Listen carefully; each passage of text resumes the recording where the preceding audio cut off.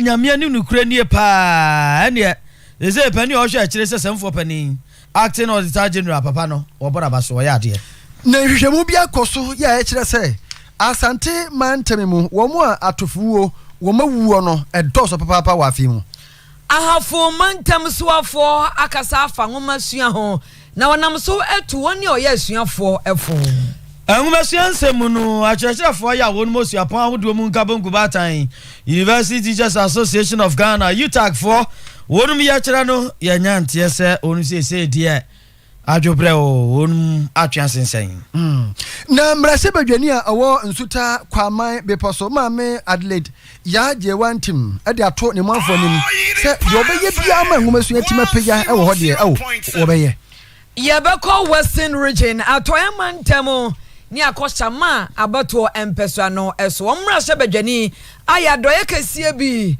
amomanfo ebona basom na sraso mantam emu anase atifido mantam northern region yasi siji jumani bi wafa ne playa wo kotwa obi humamu agufom na si ayesi birimu no wanu ni ho se oye yi siji adwuma ene nsam dodo no ana anwumre yi yate podcast chichiri pinche yeni asia yakuru kire dodo no a ade agu anase tentapade adumoyepefmolad.com promisefmolad.com so ana yeko Facebook on Oyerepa radio yeko YouTube Oyerepa FM yeni asia honom www.oyerepafmolad.com ni nyina yadodo no asede yaka no ma yeni asia adwenkyerɛ mfansɛm a yɛde bɛn kwa hobu ne anitie embrem social distancing ambassador of Atafrimpon meeting na afie nuanom PSA Ladi enafe oduafo na na stabre pinaman na na penkra hene chiam yabusafo nsem no enie ena kakra nie ene ba social media video bi ane na mabonten so center fo bi am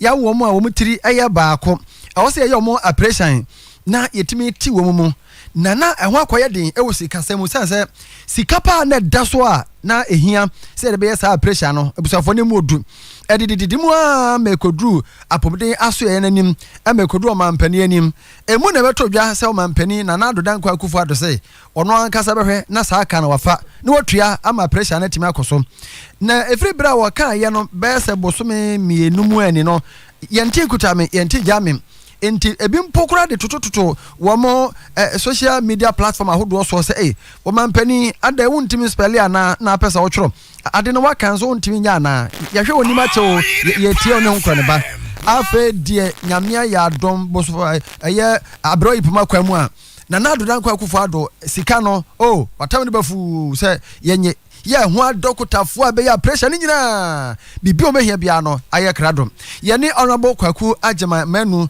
ya oye o menso afo hwe apomde hunsem so ebonkomo fa ho na yenti do kan we wrote and sent our needs to the chief of staff. They've written to release funds to us.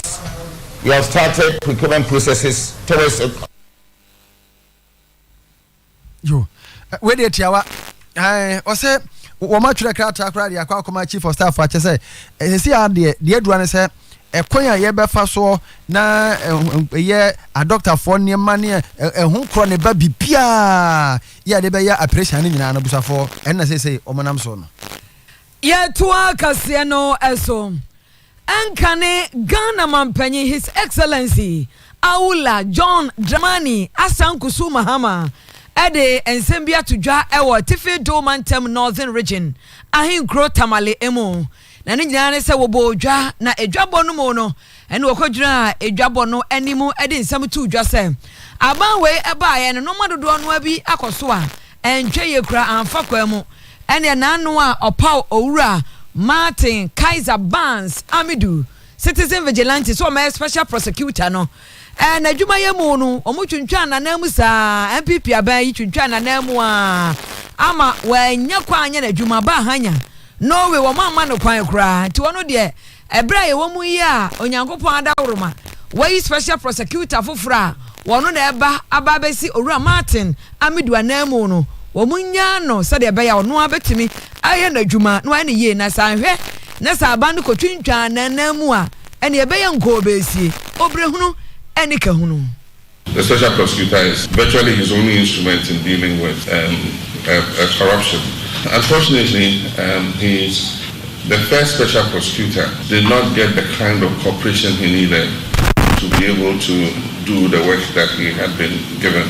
We heard him complain about funding of the office in terms of logistics, in terms of finance to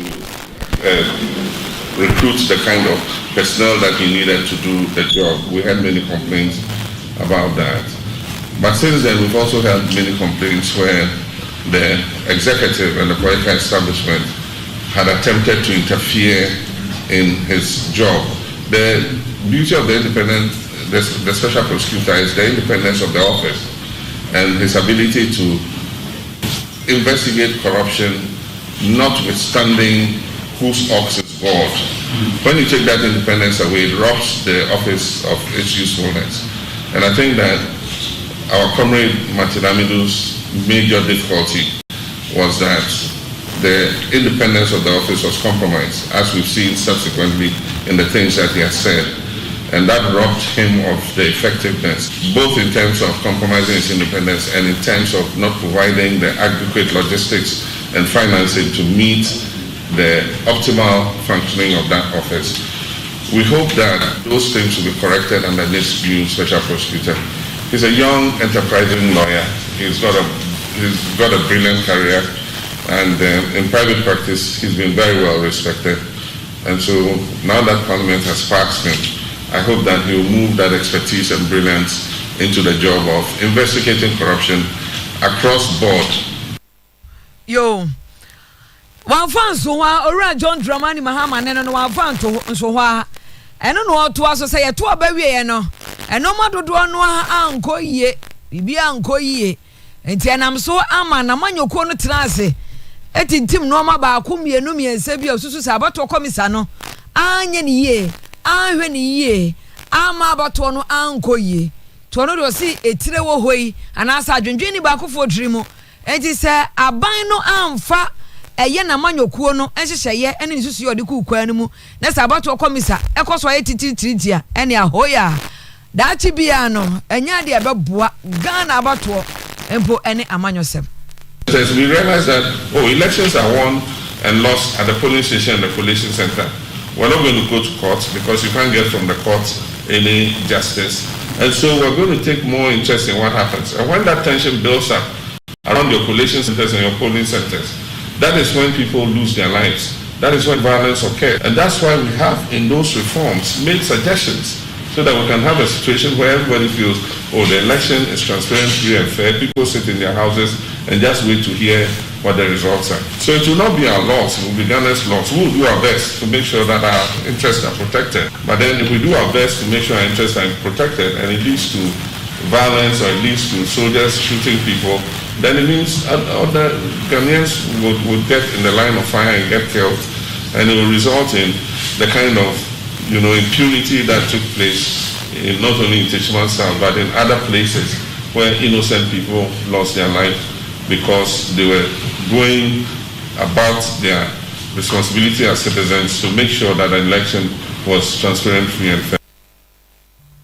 His Excellency Aula John Dramani Asankusu Mahama enkane Ghana mampanyi tamale etifi do mantamahin kromo ena odin semwe etutwa ye kwa homa no so na afe ye ne owura yawadoma ko bafi we communication team member edema New Patriotic Party MPP amanyoko no edi nkobo owura doma ko majo ejo so ba hima ya da se oni ebedi nkobo yi na wakire wadwen wadaroma yenimsa pawa no tie bi na yenhwe wadwen kire Midasi. Mamintia Santemai, Kituni and Nasetu. Amintia Tifunya, near Mompa and Fama Santemani Ganning. Near Mompa is young Fama Yura, a Kufa didn't have it, Baumia. A name penny for do by Sin, and yes, your family being Lucredi to watch any for the ball and church. Mudia Dado to move Fleming and Yako and Hagging. I must walk Flemia and Mukasukaka, or the party Babu Crash and one Libina. Mira. Obama, Mira Mama, there be a David Kine, it's a Unyamemo one to America. Sanya, Papa who eti aye ahometiye, ne nsem kem, ene kutupa washa man for anything city. Why you now for casetia? That's why you cry your mampeni eda. Near the kind of Bahima and son of a radio station, you know. And so I didn't want to see you and so, and I'm a boy. Brett. And I would 2-1 among an army boy. Zanity. Aha, in the system and son when this wedding will be to a domino. You must first have a dream or a vision, and then you work towards the vision or the dream. You put in strategies before you be able to achieve the dream or the vision. But here, Mama, I'm talking about you. Study and a mambo Lucano, 1 year and 1 media dance, and your 7 years was so that I should be bigger. Then if Papa Crown so that I don't know. Go to Papa's one. Then I come to resources or to Papa's one. I didn't make any time. Now, cook what I put about war by him for and penny of fraternity near Chisia every day the Chinano. And no way I said that the end to Poco Catty and say, Yawa Yadani and Kobe in the Federal. And what Peggy anyone, none so once yes in Hunjino was Welcome Hotel. How the Yacob Hotel. On can say, Oko being trough and control. On can say, Oko say amount for Kutupa. On can say, what the Yaudian call it. They must catch say, of course, I will thank you to an answer that animal to dia, and you look animal to you. Yeah, obey, what I remember to me, ya no, I would then was it. Obama, Yaudiana make anything. Mamma Shatian can say, Onyame, any mobia, the Nubedia so. What do you say, you the assemblyman? What the MP 12 years? What the deputy minister? What the substantive minister? What the vice president? What the quarter president? What the president? Yes, when you saw the over she would, Papa, no, the spirit of contentment, anyhow, never more satisfaction. So when you saw the media, when maybe I knew chase a win, they've been a cane, Koya and Babu Moa. Ya depending amount, answer in India, Papa in Sanka walking in and it's a difference in you. It's your 2 about where now, by a day. When you are Nancy almost say market, Japan, say, Beverly Paushi, what is that? Minia, the entire mechanic anything. Sabi, also quite thank you to. So you have credit Fanua, or buy your pay out the volley and PD president. Where is the hospital? Of course, what they see polyclinic or honum. And then I am for better to say, so Kawan Fabianco, who got to face one cow. Didn't say thank you to Quebec for Kevin. And then the also electoral commission, I didn't attempt. And yet, about to Uncle Ye. So by him, about to Uncle Ye. MP between Brady at Chelsea to show. 2012 to 50 Uncle Ye. Now, who had one left you. Bemba Penny will see so much at Waham. Was said the court to Bonnie Hanky said the Tibia Coy. Mama will Bugana Qua and Casabi Quanco the first water. As you don't catch your point on the system can say, made your cry Papado, Sabi song, one, and then tell me by. And that's the 4 year woman, so much from Coca, it's a Yama key. Nanya Ghana, and your woman to trap. Ya den supply support to see anyasem famaye. Eya wo dani Ghana or say asemi ani akokan type say. Me kasa mu kwa ya yaudiem na ta yaudiem wani anso de nyame dia mawa na dia wudie ni kasa mpine de koba. Asaba wo kasa ma temi dia ma na resource. Akufo adoban na ne president Akufo aban e wo mo ba all the institutions wo mo fighting corruption no ya resource wo mo. Emra but every decision who the Dendia walk Catania Dianino. Yaba Monteba cast when the Yama with the Yama one. But me, I know. The Yaman one of all contents for your travel politics because me and Martin and it's a con to walk on their sympathy. Never done of what one of any dahok. No one will ye say. A champion, a junior, 2012. 1 for net, 1 for Dakota, 1 for Tita, 1 for Soja. Nanya dom ya ba ya yet ya fa do no anya gu so fa no Ghana for kai MPP for no say ye communication ye Ghana for do no anim say sebe enkwada 2 million e ba ye ya fa ka free tickets ho no say ya bank enkwada bi be bo be si be ya kromfo no wo mo nim Ghana for do no anim ye pass hospitals a wo president ko fo jai to wo no ya sebe poki anto ata no baba mo e bi regional hospital Ashanti region Ebi 37 military hospital Asante region. Ebi ni Kumawu. Ebi ni Tepa. Ebi any what they say Pomena. Eya wo mu die to wa. Sabi na kufu adu by all year wie no. Eya wo say agenda 111. Eya ni ba trade no. Enu no person dani ani. It makes sense people communicate say they should be focused. Mama that is not anything. It comes to say near man no. O kwa na kwa tena san tie ye ni say ya. but we did fatina kono. When we were in the position, we were suggesting alternatives. Na kasatente yamfa top onko. Yeah, that's it. No. On pin so say na chira no. Say na ni anso de wo be hwere no. Na pa mo hu fon so ate be ba. What you say? It's one to the upper year pass and some of the can say and they say and to kwa be senior ade no. That to kwa be senior Ghana your man at mine. Christopher American will be serving the Adventist Catholic 20 ko ke bon fire bo mine no. Na nanu so yi apa yo bi mo na. Say do anu kweta pen ye bio. Ya fire ye hu mu. O sabe one thing ya hwe no. Everybody say idea. Never again. And people for the anya ye. Yan fan ka bom. Young poor Donny Biakuye, yes, and Trump one year. That kind of when your imagine say, you have a happy Never. Yeah, that's it. Yeah, that's it. That's it. Ora Buffy and Juma Wabo and Yumrei. Aye. Ora Yao Adomako Buffy, a communication team member and the new Patriotic Party, NPP, Amanyoko, Yanino Edin Como and Yumrei. Uncle na. Mampani na dan kwa kufuado be ma bo adadu do dombrofo adu do the show boy adu free SHS ma me be ka do mo wo den smart to jano chirim se pani a wo hwe chire se kuntabufo de ma wo ma na chire acting auditor general Yera Johnson akua mo asedu oso hwe ne nsam sia de ma papa no boy adwuma so pa wo sa abaso bo na abaso mampani din se to dwa ebra akudu obi a wonum kaseti akata ahya pra kankan konkoro hin bukata no ka na chichi fragadem adam de wonum ekabo mu no obo anan ko mampani atana yem ye kire Ghana National Anti-Corruption Coalition wombo modin kokopie mu e wo Jubilee House onum na mampani se hwe apanu a mu ni sa no acting auditor general no apane bono moten pa wase niema dodo no a ho no mu a ese papa no ne nsaso ne nam ya aba won no ayo wase ba ko no okoye ya man for san man say Portugal was even the most touted auditor general before him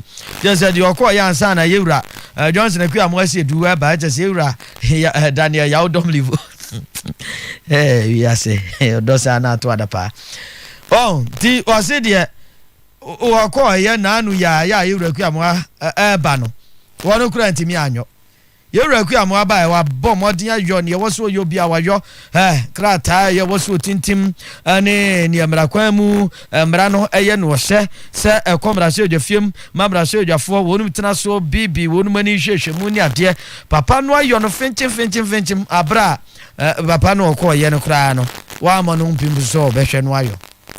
I think we're all aware of the circumstances in which the first auditor, when I say the first auditor general in my time left office.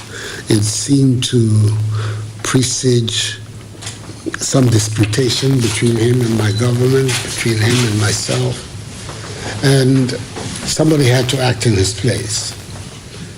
I felt that it was important that that person should be given sufficient time to develop the confidence of the population rather than to rush to an appointment which could also have given the impression that that is the reason why we acted against the first auditor general, to remove him from office and plant somebody perhaps more pliant or more accessible. I believe the one who succeeded him, who came to succeed him by natural order in the hierarchy there, has not demonstrated sufficient quality, independence of view. For instance, he's responsible for something that is unheard of in our history, the 12 statutory reports that have to be compiled and placed before Parliament in the year of Parliament. This is the first time it has ever been done. Even the much touted Auditor General before never managed to do it. This one has done it. No, sir, now to other pa. Abani nada kwa kufuato. Ano, chiraseni ya san rane je ne ho je enkra no ho. Ya sheda hunu ni oyo esa. We baye. Ba ba yo ni nyina so the 12 statutory reports. Here was a call any ade ni nyina papa. Yo abayo yankwa ni mai na enumu no.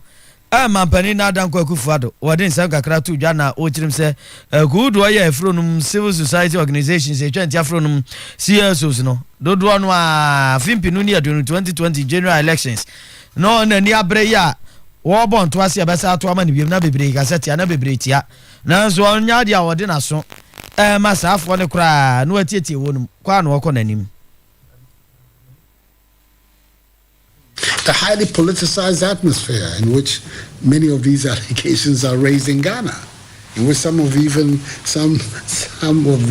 civil society organizations are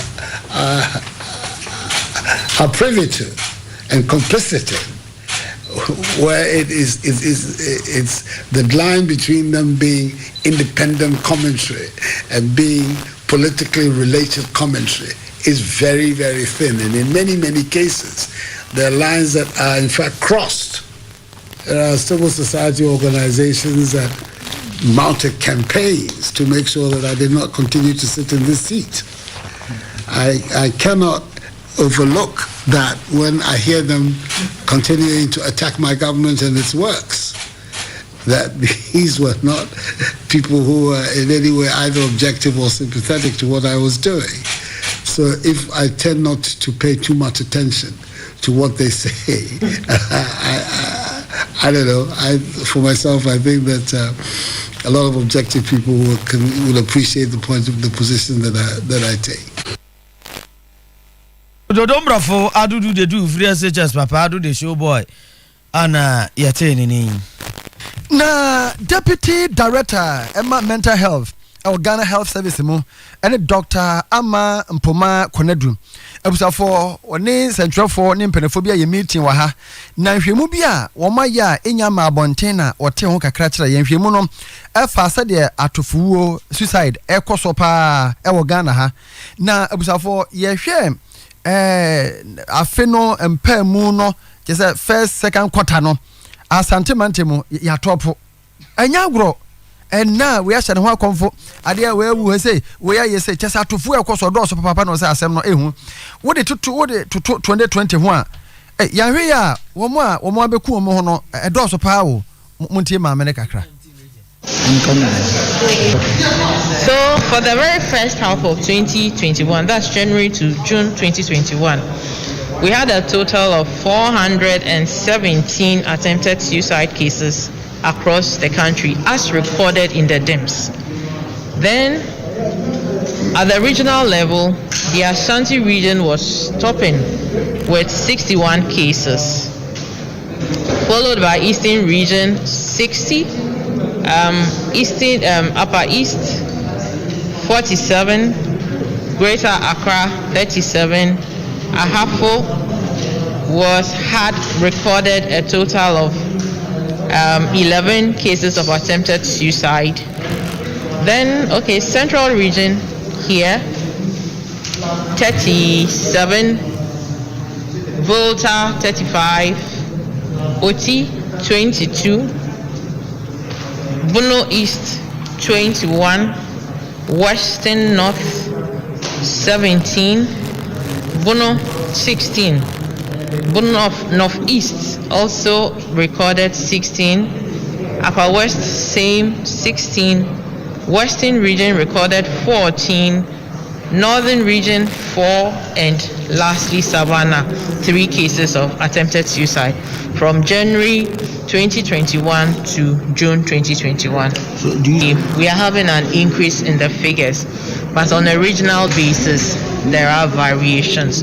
So it isn't in all the regions that we had increases in the numbers, but generally across the country we had increases in the numbers.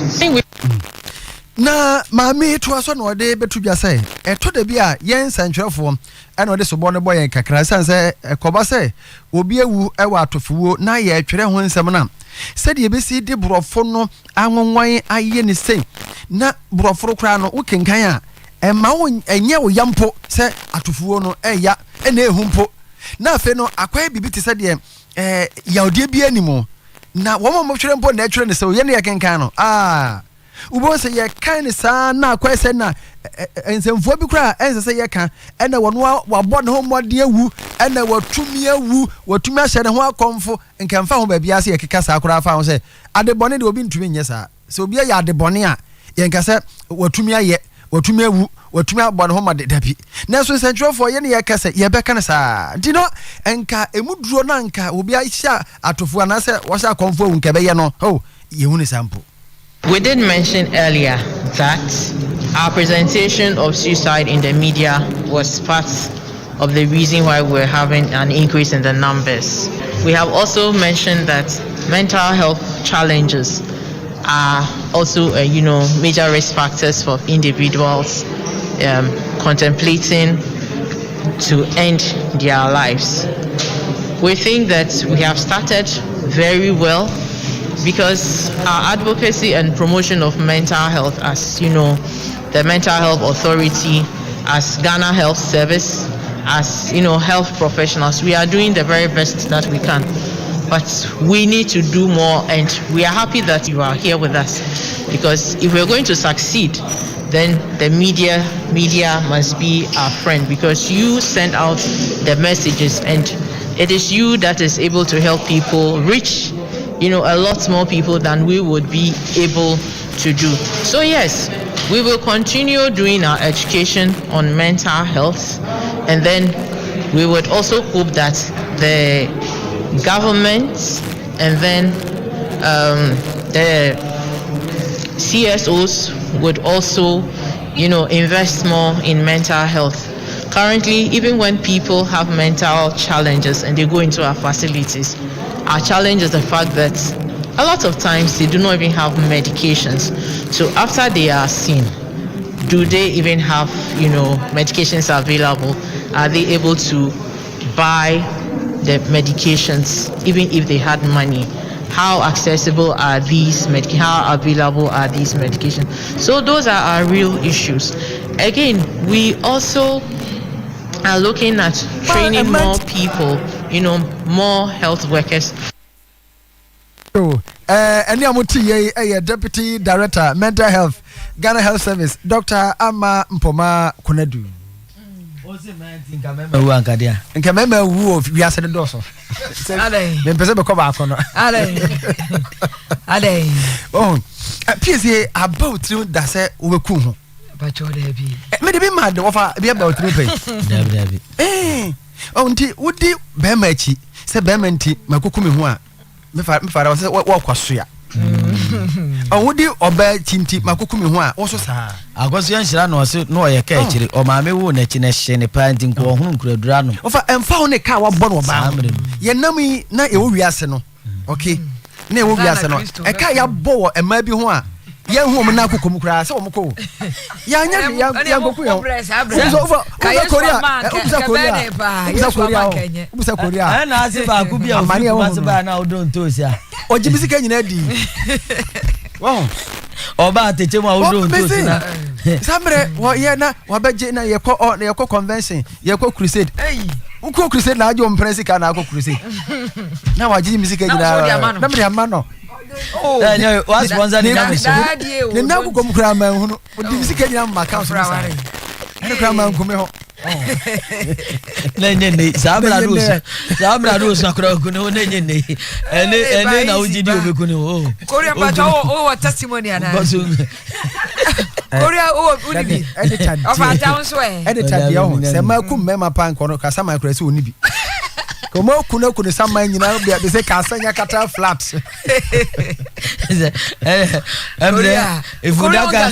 Fundaka get number 2 brand France the best sikam. There was no comment. Something are better left unanswered. Yo. Yanko ani so ba yanko. Bedia ba ya hana ba kinkane. Beji de se betie beda vase. Yanko ahafo mantemo. Na ene Ghana ye we nya Ghana nko Africa maybe so ene abrofo maybe so akwada wasoma ne se wonko school no ene obekwa akotwi sodoku a eduanko mu danche mu ni ade ebe wie eche no agine ni so se wam wakofa nyinsen kofra ukunu bra ni kunu beba no mpabo bobo nasi goyi utimu se mole boy no akofa no emfa nya de ebeboa no ene kura no boy no kura wakofa no oni hwe na enu achire no so mema no so omoso nyiro omo nkosua de no wono so ba he no onenam gato wo twi moto wo san etwa doto won fa futu onye foko Wobi so ba akata ayo bo maame sata se wo tata wo sanso ni malata na me ka sai watwetwe ni kai abofom kura na ne supporter nyina acheche ho se yesi otofista na no nanam so amahafo montem so ofo owura George Aboache etu asuafo fo se won bata kenkan no konkan woma num enwomasuanya wonum ade na no na bebo amadaache wonum atimi agina yie no monyiri wonum ho ensua de enfronko wonum animu a afutu anyina ebeto odwa ewo bra edan school dan a yesi eye girls dormitory ewo mu na eno na okoda na die nam so ema eyesefutu we ebaaye ema Samuel Otu Presbyterian Senior High School a ewo tachimentia na nkra ne chese get fund safutu we mu ena oyisika wode esisa edan na yentie Owura George Yao Boache. Any of you can be bought at a very high price if you offer yourself. What then should you have to do? Discipline is the core. Any student who wants to aspire to achieve greater heights must be a disciplined student. That is why your teachers are here. I was glad when we met the regional director to review the educational performance of this region. I was glad that Samolotu School was one of the best in the region.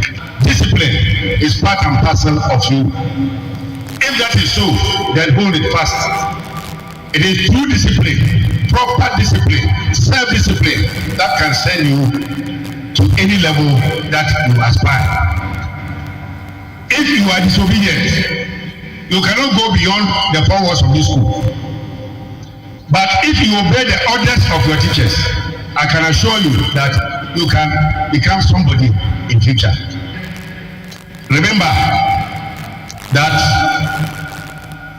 you can become the president of this country. Be satisfied with what the academic performance of the school as you have it now. Try to excel and then go beyond what we are having now. I'll be glad that next year, when we meet again to review the academic performance of schools in the region, Samuel Otu will be the first school in the region. Ahafu mantem so for ni Owura George Aboache na MC Yikrosini Krachi Penyin Emma Tano South any Owura Collins ofenem tachi.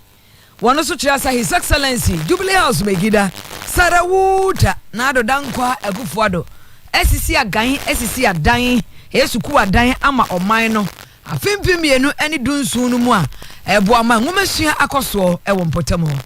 And I want to use this opportunity, Minister, for her innovative ideas.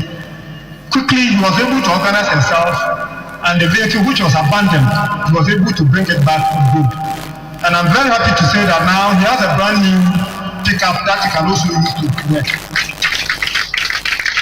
Upon assumption of office, in Thammasat alone, we have undertaken MPP government headed in this constituency by Honorable Member of Parliament. Together we have undertaken 32 different educational projects. 32. So among them is the Regional Education Office in Sunyani. Very soon, very soon the Regional Director of Education will have her own accommodation, place of work, and other things. So when you talk about education in Tano South, I can say without any fear of contradiction, no government within 4 years has been able to undertake many projects than MPP government under His Excellency Nana Addo Dankwa Akufo-Addo. There for everybody to see. You go to Nyambeye, you go to Techimentia, you go to Prosanko, you go to the children, everywhere, Duma on everywhere. Buildings all over, Yukuman or other places. Owura Collins ofenem tachi eye Tunnel South Krosini Krachi Penyin.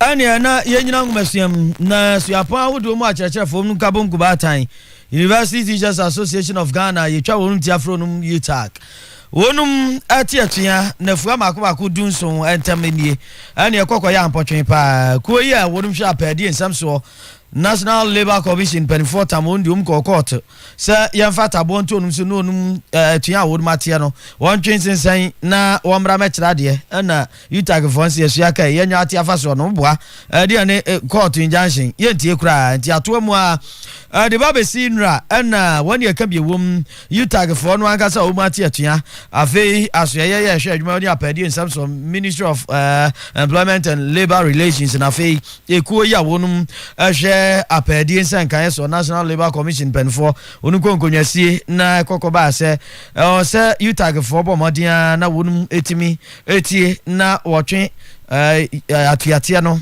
esensan na afei wɔba pron wɔbɛtena se konyasie na afei mu akoma so nsɛm mba bɛka na mpanifo nso hunu kwa ɔde bɛfa so ne ade nti na court twɛn sɛ wɔn bɛkɔ atenase no na ne bɛfiri mu aba no court nso hu gyina yɛyɛ obɛsie firi sɛ ne nyinaa mu no na National Labour Commission mpanifo court a ɔde utag kɔ yɛ ne da so a sensan wɔnom kɔsi buru bɛka sɛ pending na ɛnɛ yɛ ne gye sama ne sa Professor Charles Mafo ya utag mamunu nyina wone pani ya woda woduma no ana o kyerɛ sɛ wonum befrase abo wonum ko ma no amane aka kyerɛm sɛ de wonum atuate no watwe asensen kakra ya wɔkɔ no ne panifo akɔ akosi enkonwa ne nyina mu no kwa me nkoma suapon mu suafo ne bia na awia kase nso wonni maame akɔso nhyiraba ɛbɔ nkomo kyerɛm sɛ nyame ne nukure nie atuate de anya nsunsanso ɔbɔne wɔ wonum ɛso pa afiri sɛ so hwetwerɛ ne adeɛ kora na aduru hɔ na ɛkɔkɔba ne sa nanso Professor Charles Mafo enwumere nsam ya wode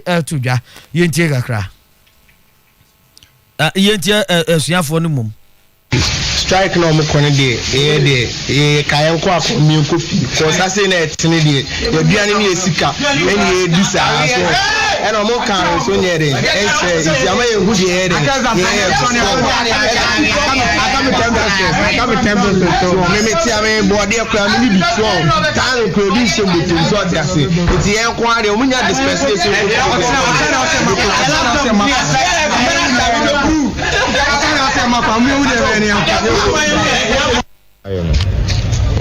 lectures and think kukuyen fu bia ho no ase at school one you stop o ma tete animu ne de bibire kofi tete achire na da so school nti is here read no every information be on the bia na ehu de be but is here no de o mo information bia ma nti hang around so beka kakra eno an de mu ne kan na e dey nti say o sen ka mo call strike that o sen ka mo free school na mo coffee eno so ho as said you can na say tie chiri say akone e kase sabra na e was some try exams e bi mu ewie ene na nyampa chanka mama kwan say exams ya amaso mo so nti wo cha mo be coffee na say mo so mo da so e wa still na ide da so ha me say mitita di nti me kone e kase mande me samra nti member alright Isi strike le klari o mo manu ko e mu aboye esa exam ebe kukuri ahwe wo se guribi nti mbe zam to exam se ba se sambo fail online dia kan nke be boy pa o ma 2 weeks vision this area o ma mo say 2 weeks vision yes adam berry yes ade awe de omba we no akono ni bi first no eso atwa zero akokoti enti kwa nkoma asuapo no asuafo ni bi na yete wonum enkane nyina mu no Professor Charles Mafo ya oye utag president mamu ni nyina wode atodwa se esei ni akoduro no enkonwasi anu be konti atuate no mbetwe asensene a wo bebo ekuo no ema amane na adofo atiefo ya mo hye yen ane mo nso amutie okọ Facebook live ne so a video no eda so no e ba cha asem asi o manga na he ya kakase no mu nkomo na ye ba bedie lawyer gina homa ne so ya ye bebo nkomo na ya hwe enti ubetima ba Facebook live ne so odi ekọ Oyerepa radio okọ Facebook on ma na search engine no anase search bar no Oyerepa radio shim ubenya live video be pop up na afei wa hit so na wa join na wa hwe kase ne ekoso no nyame anim nya kromfo ne yebo no ena nya wudi ni bi nso ne ya che no na enyamodi dwumaku Electricity Company of Ghana ECG wonu dwuma yedi akosia nhyira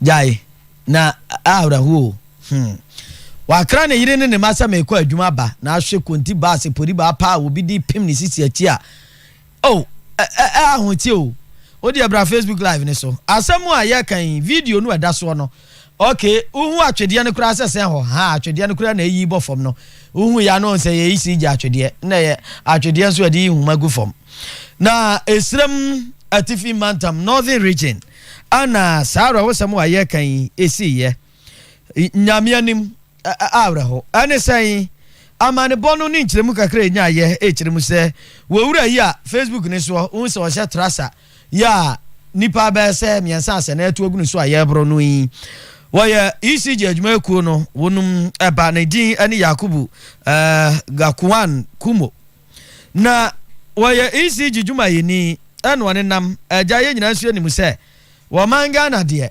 dani ahoden ye wo so nye wo manga na nkumpo wiase ba bia ahoden ye wo so a bosumi so anu atuaka na fie baako ase ka wo mu brodi agu wo pa no chepewa wo bonu wo mpeso mbetua kire se wo mu so ankane ni free wo mu ntuaka na ntia na kire se ne fie no ya ne dia kura no wo ye retired military officer just wo ye sra ni dada ana ECG fo esuma wonjuma ni so nkwaji sika mra kwa omso omuntua no omuntua kina nti ono so okro no so omuta akọ wo mu kwa sika no wo mu sanka no maba kane anso so na da bi omu so eka no kwa na ekosoro nti wo kwa na atwede bia ne kon ho ne flyer hangi ne boto ano nti wo ko bisa ye omu so omuntua no ana aja wo ma atwede ne so wo se ne atwede no wo de atwene se po no se nso se edan no a kokko ni bi ECG for de no omdi twetwa homa mu ni ade ya ti wo de atwere ho na wo be kwa akoforo no ayi ni player yi wo mu huma de egu fom ani ese retired military man ne ma nine ya omu ofi onom oba wom na ma miensa anu ma so ECG dwuma yi ni mu nyamie na wo hwe ba pa ba ko hwe ja bi ade boni pa chi pa nyamie ni awrahu video na da so no na modie mu ma yentie ne na ekoso ne kakra yenti asum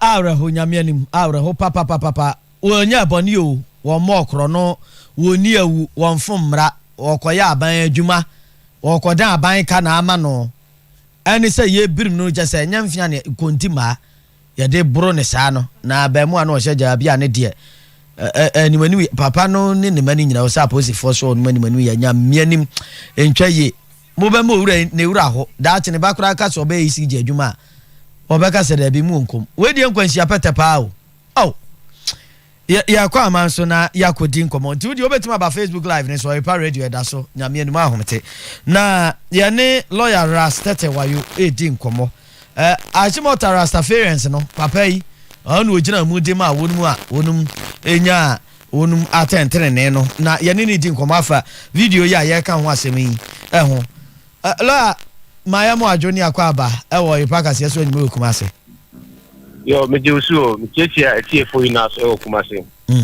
atiefo ajo so lawyer ye frɛ wa etiawa yenim se video ya ye ka ho asem se wanya bi ahwa se nso nya bi nhwe ya narration no ana ye de ma wom se na wugina so nti wote ECG dwumayini ya wono retired military officer bi fie electricity bill was one de wontua o ma bono so ontua nti ECG nso o mu hyehyɛ no ekoba ne se o se be yi huma ne gu fom ne ye hunu kwa abefa so abetua aka ne ade se ye besa abeka asoma ma wakira abeka asom nti o mu ntua no ko yi huma no agu fom ne boni a waye nyina no na papa yi mati gu ne so a kire se kontima apakat ne back kick ne wa brodi o ma bro papa ne femfram ne ye bisa se emremu no ko ba ne se yi a ECG dwumayini ade na obetimi ayo oh so we dey say wa wo kasisi yi any video amanfo ekifo ehwe wo mo fidie no so no a matter of causing harm because here even though you make not start a free assault, but assault ne battery, but say a prebia bemuana bibia bemudia and a free sal level no could do causing harm. Inti we are yet anything evidence no ho. Also about criminal matters evidence in here pa. Inti we also no evidence no to say what kind of video. Now saying because of social media inti bibia say no a viral no evidence no crap is now in the public domain. Inti police for no okoye complain at the first step in the obey take step now one report to the judgment because I mean he works for the ECG. He has to make the official complaint at the workplace. Now we proceeded to the police station in which the house is the area that the police station covers those premises. No. Now I first report to the police in respect of the AC, and I think we made a complaint of causing harm because Yabuni the Amis will be prepared. Internal. Branded the internal no and the ultimate officer abemu ane baako we podi ba ekura o matu agu papa ne so di ase wakuntunu mu ane tuapu kakra sa ase suku ni bia ni teacher ni betwa na ba na baako di konti ba no chese ni sisi achi pa na wo de bopa nti se moja anwunu no ye de ani hu ani so okura no a internal injury no te said you can there be betting yes and our can no crowd are very dangerous because I don't know 100 year nipa no call hospital after a day or two no na 100 na koya na say or ya ko champion for you chi kwan nti very critical say obe make this report no nti ubi side there and run there we are straightforward especially with the evidence no straightforward and omo perpetuate act no omo do is abone no so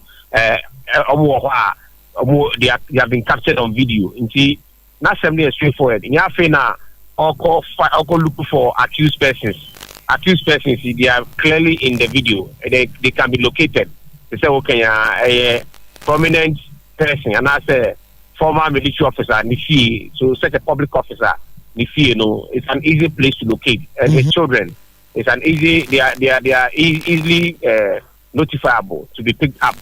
And na oluma na say papa no so hobia na so so kauna on the marina this enu ni nchiremu no na yenya say as a time a incident ni si ye no na retired military officer no ofia na say oni fie nemom ni yenya nyina say oni edi sa sabia nyambransam no ye ne manan na wo mutugu ni so bra okoyi cables na go form no. Okay, almost Uncle 99 they are clearly within the available evidence to prosecute this matter. And he can take the complaint straight to the police station, make the complaint against them. No, I cannot say my police for the statement necessary. Then they will give him. He has to request for medical forms to immediately attend to the hospital for the necessary checkups to be made. No matter internal bleeding, very critical.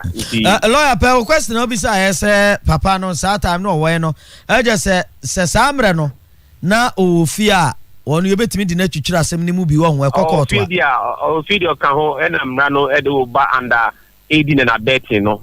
Nti say bonino when did the crime no one kan ho ma yan committee crime na o ye bibi ma ne boa ma manfo e ko years na one be aiding and abetting and type of crimes in aiding and abetting conspiracy ni sa no they are all inchoate offenses and inchoate offenses no normally no almost any punishment no is as equal as the substantive offense itself.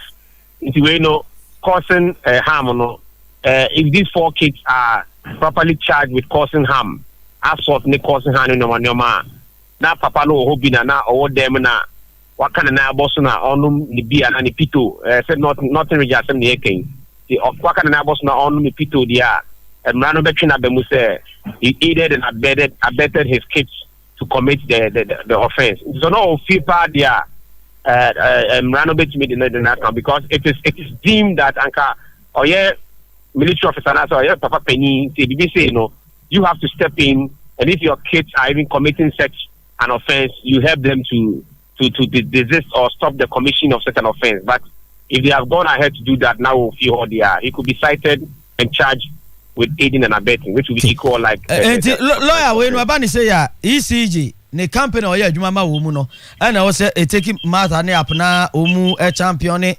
suit na na se wono a personally we dey you no akonya na asem nti wono a na enka ne court nsem fa nko court ana ECG na wo se ehwe na omu pe atentene ne de ma no normally no ban a criminal offense the parties involved the victim and then the accused person no they are the prime persons in such matters.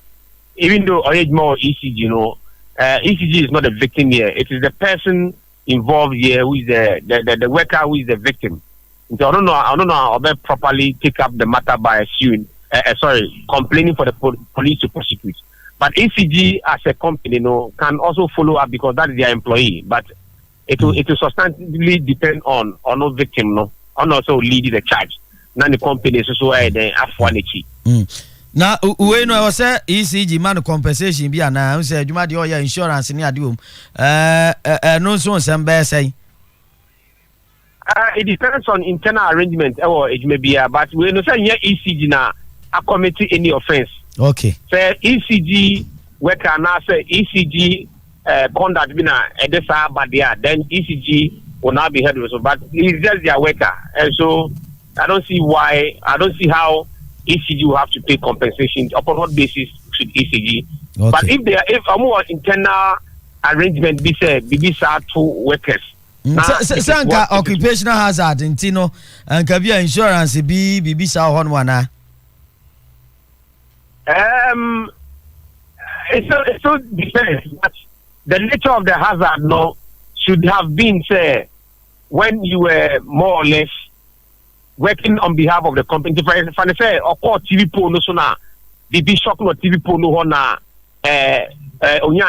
but later we will say, area no, ECG, wires no, I exposed, they are not in proper functioning. So, something like that. Then you can squarely hold the ECG. Just I can say be a dear tone no. If ECG Jumeko no ankasankasan sem na to nti se bia se omu fidie bi ene di hwamo na epra no ana bibisa. Workmen's compensation no and as idea no. But we know ono koye juma and a third party then aba sort no I moving. Yeah, to as a council. Yo, ma na asi anwumre yani so mre no adaje pa. Yes, you dash. Lawyer Rastese wayo ana ye no edi nkomonti video no na eda so no nyame ne nukrenie atifi mantam northern region areho papa no bibi sa se Ghana da ben ema Ebusa for yam famu ko mfimfim mantemu adwuma ko asasan nyame adom krona nya ohene foforo nana kwame esoma ya toso num na nano a yednisi ade so nano brede ye ne aso na pakan mu no ne beto odwane se amanfo bi betoto atuo ema kyese emu sai kura ena ayeye enti tufuhene ya wo adwuma ko asasan eye nana aka otoso enso e de ababeto dwa se no kura bie ni wa wo se bra wo so a nana kwa me so me atoso enum no etututu ko so ma basabasa esi dabi pemse yefo bi na yesa no do woka ama manfo aso atese enche nana otwedom kwa me so me ya otoso nan a wafiri mu no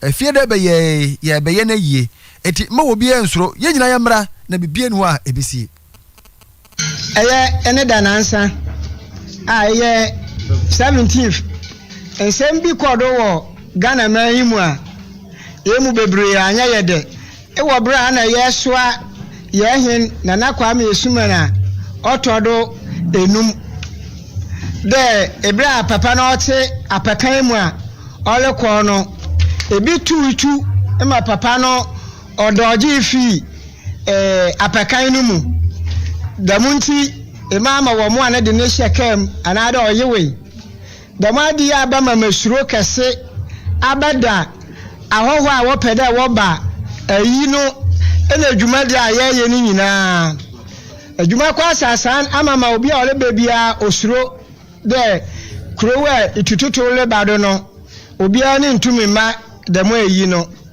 na yenyim de nyipa bonofo bi ina wo hye baabi a wo hye nkofo bi kutupa da won twere da menya mabone no emfa dwumadi na ye na ho ye gina ana na ebusua wa nanmu me gina edwuma ko asasan kroman ya nanmu de asasan da menya mabone bia nsi ha yom weye tufo hene na ye wie da na ya ka kire media yom tufo hene ya wo edwuma ko asasan nana aka otoso enso no na nuachi ene wasase wo ka che yensentwerefo wo mo cheche social media ye ne ye ka bloggers ni nyina say asem no eba ne ye ka yenka ne ye na ase de ye keka ye no enokura bebre nim ne ya hwe ya wunya sase no edo be kokot na ye wie dam na ya ka kire media minds nsentwerefo na wo report we yi ni de wonko na wara ba bia okofa won sam no womra mapachaw na sanya dem a ye wie ye adwumadi na ebusua no ikwan bia ye won be fare no ye won be fare ye media man se de ye ncheni ata asem di when it yetia de okay ye media mans and what can ye mo ye mo share bufu do media mans want it was what catch media mans bo ho kakra na menti what catch was what catch info ma menti do kan na ye wie dam na ya catch media mans nsantwerefo na wo report pa na abusafo anu achi no na wasade tools dua se bambofo so osremo a momodian se nipa bonefo a ebe kan se mbasa tantantan hu ye enokura bi animo dia fa sansemi ho no monche no aya asasanti dom hin na kwekuma medikan american pim de sin pide onye ne kwar de wa to na netu osol ama na medina na bamba medi enyim aya de no kwadwuma ako yesu na asumdin bibere nsi na obonefo a ode yedin rese wo kroi no mototo asrede aban painfo na police fun painfo especially CIDs ombombo dinala won hwe dem nipa no won fa no mayen wei chidom hene ya wo adwuma ko asasan nana kwekukuma eno no media mass was you mo report no ntia no sa na yisibu amamo ne nshira mo okay media mass prekasa natural ginger drink no ebi wedwa so ntikai se open do so po eto Oyerepa FM ha wobenya biato eno achi no kanya asefo monko kanya ase adwumam kenka ase Kate Pharmacy wobenya bi Eja Jones ewo the world aputuoja afei Akimens ewo Crow from Colombia Rose ewo Espresso First Day House animu ho Rose Espresso First Day House animu ho Sister Lucy wo Agre kwa wamasi dwom ho Agre kwa wama Agrek wamasi dwom ho animu ho afei Godfather Heba ewa ademra ode ne ho kwada so ode ne ho kwada so dadam ho obehunu Godfather Heba ewo ho no afei ma Cecilia Abrepo market nanadwa eben aprade Methodist no aprade Methodist no de jekum ohwima man from nana ya ewo station bank awe blessed require ewo KO pure live herbal ewo buakoben kane no baabi na police station no no efia sapon ewo saso ntreso KCC school wa na mama bene wa ewo afo nkwanta anwam clinic enhwe anim ho anase frɛ 0548 953 324 0548 953 324 3D Ventures ni odi pia ni a favor vitamin E ni castor oil no dia ye arasa chargel ye pa cho bia momodin no anyi bi no fa nware be ma we de no atoso e kama oba wo pe we de ba de ni kwa so we de say ye momodin pe arasa chargel fa dware we de no be kama papa eyi nka bone e free ni padua no obu ono ma sebe na moto ama no ya na fifiri ti kakra bia enhye dan koye ni ewuhia ni arasa chargel ya obebo modin na odi dware ye afi stretch mass sinwini ni bi wo ho sabe na yama sabi ohun kura ye nyan bi sa ni ade no a wo modern pe rata charger o de fasila simadunum tam ansa na simadunum achi sa no akwa akodware na obi nso adak sport ni ade aba o we de ni no fasila simadunum achi ansa na wadware o wi a wunya ne facial mask ana se rata nourishing body cream ni bi now this ra eno nso e kama pa cho obe frezo 244919222 0244 91 92 22 so kejetia store number F1189 okwa dosupo Kel Chaco Two-Face enie apose from kwa ba no yenia bidie ya wo ene de afa be for contempo so ya to ne din Kel Chaco Two-Face no fa betwitro se e mane fita yinka o ka free mu tokro de mu e bekọ eye o ya bekọ eye papa enye na no so be frɛ 0246 86 47 98 0246 86 47 96 anase wo de wo say Kel Chaco Two-Face eno no abusa for bosheba electrical say momre na meto nkane ahodo bobo ahodo wires ahodo fan ahodo standing fan ceiling fan ahodo utu akoton utu ma akoma bredum bosheba building prisons roundabout ba ko pose go lane opposite Sambra Hotel na PZ Antata ko for name number is 0541 125 Carnot Cube ya de aduane wache jollof aduane bia aduane ya de uko edwa bia so Ghana ha ba bia ya busa Carnot Cube yan so na yan kon kai bo we obi na ira be ma asemo child labor ya de bia kan wasema kan abayo a wedding finish do 9 ese ne din ni Cindy na wo free mpatase ba Kumasi yadum ketia o betonsuo beton ice water ewi akire hu na kira kwan we nyina ayasem wo hu asem o enti amane bon wa na yedi amamo no o kire nso nkosi maami bia ndin ne Madam Joyce eso won no ma ni suo no bia wo tonton afei hu na kira kwan akura no wo hu ba bia obefa sa akọ oh nti just wakodi baabi no ye ni atwa nso baabi na ohun baabi obefa so na baabi obefa no akọ na kire nti wadawroma ma me Joyce ama ni nsuo ni bi kokoton ye ana obi anso a woni ma me Joyce no ton nsuo wo adum keti apotem wonom no frene se na kura Cindy obeji nsuo ni bi ton ye no mfrinshia do na 14 years no won frɛ number 0244 574900 ana womra Oyerepa FM hanom abayo anu aha abayo anu abepi Oyerepa FM hanom oba na wabefande na conference do 9 ana freza 244 574900 ufrim patashe betonsuo Kumasi keti ani edum anu ayira abepi Oyerepa FM ti Auntie Joyce na Mama Joyce Madama Frana Abraham nebe fanako we na yewra Kofi Poku esre yan wanya mfinhye aduana mienu ose ne hokani Ajua Letitia wanya mfinhye aduasa nan wapie na no ya wada bise ne o ma afie wopie no hya atade ye straight dress na oyenipa a wogege kakra obi ate ne hompopo ye bia na se ne ne ahwere so a wo de mayen aso nte wo 0545 894600 Yanfa yin kai bono to aso preko na yentu nkonwa na yenko yiba so